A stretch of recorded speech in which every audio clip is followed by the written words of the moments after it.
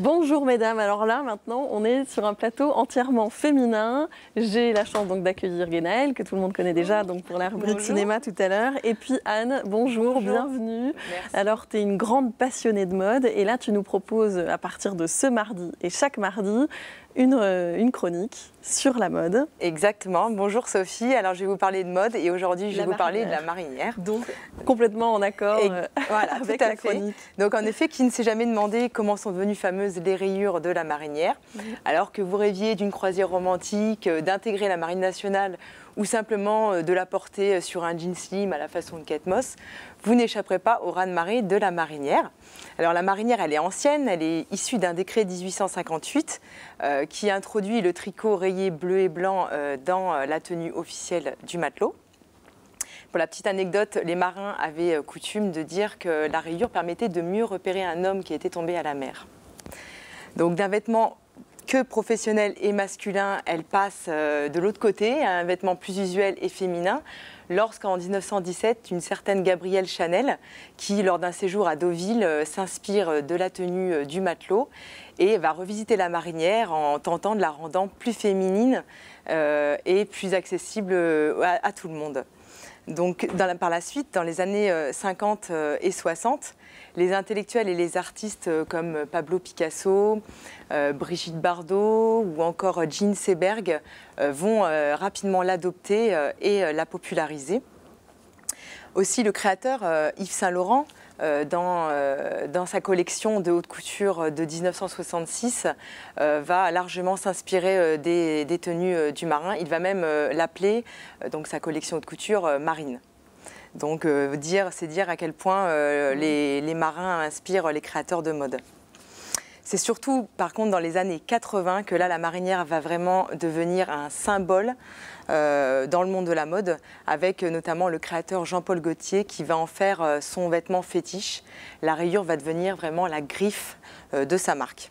Donc là, on parle beaucoup haute couture, mais le prêt-à-porter, lui, s'est inspiré de tout ça. Le prêt-à-porter va suivre l'influence en fait de la haute couture et des entreprises encore aujourd'hui comme Armor Luxe ou Saint-Gène vont continuer d'en perpétuer la tradition. La mode enfantine aussi s'est engouffrée dans la mode de la marinière et c'est vrai que ça nous évoque un petit parfum d'enfance quand on se remémore le film Guénaëlle, L'effronté avec Charlotte Gainsbourg.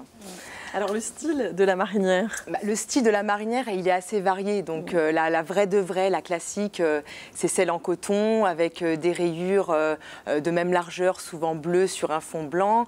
La coupe sera souvent ample et droite. Et puis un col rond, un col bateau.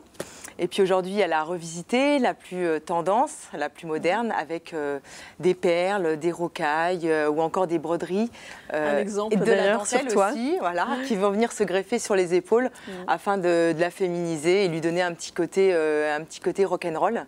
À ce sujet, justement, il y a le créateur Balmain qui va revisiter la marinière de façon rock et paillettes en venant rehausser les épaules et puis en y ajoutant aussi des séquins. La marinière, elle est devenue un tel phénomène de mode qu'elle se décline même aux accessoires. Alors, tous les accessoires y passent, les sacs, les chaussures, les stylos, revêtissent la fameuse marinière. Alors, comment on peut la porter, cette marinière? Alors, la marinière, ce qui est bien, c'est qu'elle est tout à la fois. Elle est simple, elle est graphique. Alors, androgyne, elle est aussi féminine que masculine, suivant la façon dont on va la porter. Alors, soit vous pouvez la porter sous un blazer, glisser sous un blazer avec un jean et des talons hauts pour une soirée. Et puis, la façon aussi plus détente, plus casual de la porter, c'est de l'associer à un short, des baskets. Voilà, elle fera très bien l'affaire. Alors, comme c'est une pièce classique, c'est surtout ça la marinière, c'est que c'est une pièce classique. Il ne faut pas hésiter à la chahuter, à s'amuser avec, d'autant qu'elle est intemporelle, elle est indémodable. Donc elle traverse vraiment les époques et toutes les modes sans jamais prendre une ride.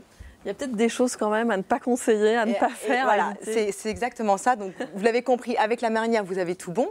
Mais quand même, il y a des choses à éviter. Donc, pour éviter le total look ciré jaune, bottes de pluie marinière, sous peine de passer pour un marin d'eau douce. C'est vrai. Et puis alors, même les joueurs de l'équipe de France de foot portent une marinière, c'est pour dire. Et voilà, les joueurs de l'équipe nationale de foot ont adopté eux aussi la marinière. Alors, bon, de gré ou de force, on n'en sait rien. Il y a eu un peu un débat entre les pros et puis les détracteurs de la marinière. Alors, la critique était que ça leur attribuait plus un maillot, un polo de rugby plus qu'un maillot de foot, ou que ça les faisait ressembler à Popeye. Enfin bon, il y a eu un tas de critiques à ce sujet. Moi, j'aime bien. Ça leur donne un petit côté fashion, dans la tendance, et puis ça change un petit peu, et ça fait parler de la marinière. Qu'est-ce que t'en penses ? Non, mais j'aurais dû la mettre. Moi aussi, j'adore. J'adore ça. Et sur les joueurs de foot, pourquoi pas ? Pas d'avis là. Bon, eh ben merci beaucoup, Merci. Anne. Et puis aussi, voilà, si vous voulez avoir plus d'infos sur cette chronique et puis celles à venir, vous pouvez aller acheter un petit œil sur mon blog. Donc, c'est modebyAnne.blogspot.com.